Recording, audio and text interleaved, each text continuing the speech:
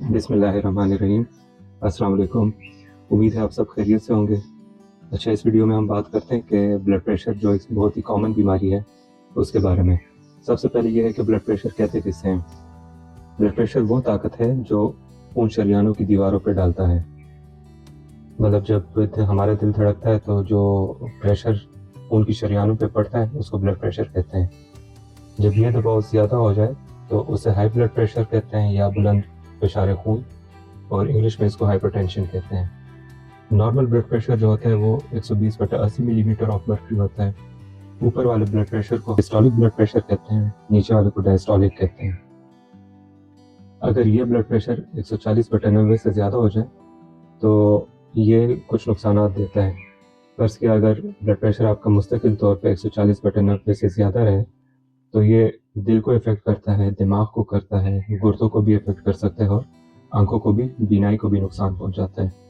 तो इसलिए blood pressure control करना ज़रूरी होता है। इसलिए अगर उम्र आपकी 30 साल से ज़्यादा हो या ख़ानदान में हाई ब्लड प्रेशर आम हो तो वक्तन फ़वक्तन ब्लड प्रेशर चेक करते रहना चाहिए, क्योंकि अक्सर लोगों में इसकी अलामात नहीं पाई जाती। इसको साइलेंट किलर कहते हैं, खामोश कातिल।